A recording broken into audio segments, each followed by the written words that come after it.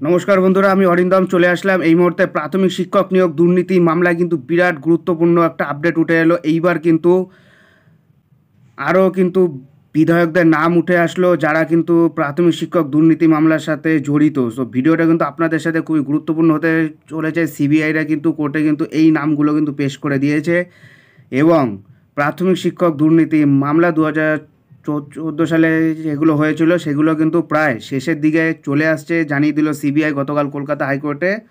CBI এটা বলে দিল। সো ভিডিওটা আপনাদের কাছে খুব গুরুত্বপূর্ণ হতে চলেছে। চলুন ভিডিওটা শুরু করি। প্রাথমিক শিক্ষক নিয়োগ দুর্নীতিকাণ্ডে আরও নাম পাওয়া গেল, সম্ভাব্য তালিকা দুটি দেখে নিন।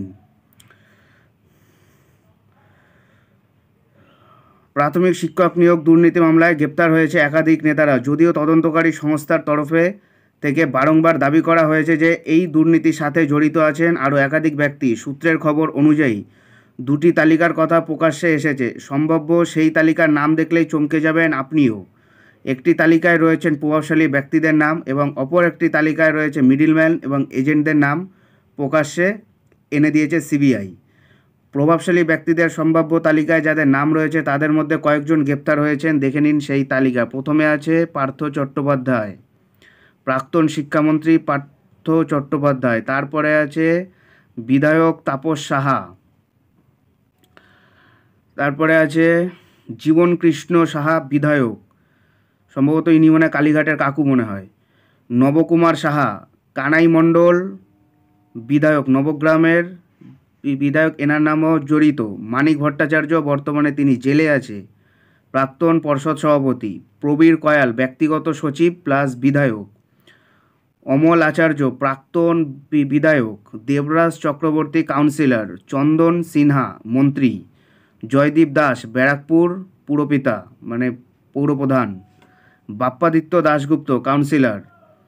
জাফিকুল ইসলাম, দমকলের বিধায়ক জাফিকুল ইসলাম। নিয়োগ দুর্নীতি মামলায় যে সমস্ত এজেন্টের নাম প্রকাশ্যে এসেছে সেই তালিকায় মালদা, মেদিনীপুর, কোলাঘাট, দক্ষিণ দিনাজপুর, মুর্শিদাবাদ সহ রাজ্যের বিভিন্ন বাসিন্দাদের সেখানে নাম আছে।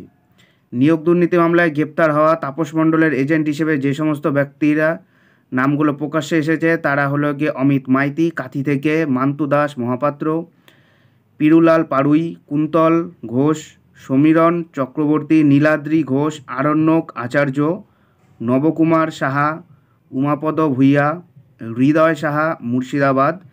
এজেন্ট হিসেবে যে সমস্ত ব্যক্তিদের যোগাযোগ থাকতে পারে বলে অনুমান করা হচ্ছে, সিবিআই যেটা বলেছে, এজেন্ট হিসেবে যে সমস্ত ব্যক্তিদের যোগাযোগ থাকতে পারে বলে অনুমান করা হচ্ছে তারা হলেন নুরুল হাসান, রায়গঞ্জ, তন্ময় গোস্বামী, দিব্যেন্দু বাগ, হুগলি, সুজল, মুর্শিদাবাদ, সন্তু গঙ্গোপাধ্যায়, হুগলি, অরবিন্দ এসআই, জিতেন রায়, রায়গঞ্জ, সুকনা রানা, বীরভূম থেকে, অনুপম, রায়গঞ্জ থেকে। নিয়োগ দুর্নীতি মামলায় একের পর এক প্রভাবশালী ব্যক্তিদের নাম সামনে এসেছে। এই নিয়োগ দুর্নীতি মামলা এমনভাবে বিস্তার লাভ করেছে মাকড়সার জালের মতো।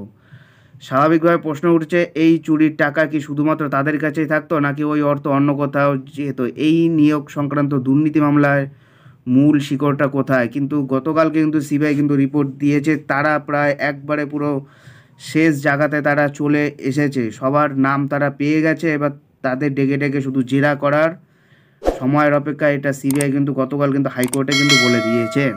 সো বন্ধুরা, এটাই হলো গিয়ে আজকেকার আপডেট। সো এরকম আপডেট পেতে হলে আমাদের চ্যানেল নিউজার অরিন্দমকে সাবস্ক্রাইব করে আমাদের পাশে থাকবেন। দেখা হচ্ছে পরের ভিডিওতে। ভালো থাকবেন সবাই। জয় হিন্দ, বন্দে মাতরম, ভারত মাতা কি জয়।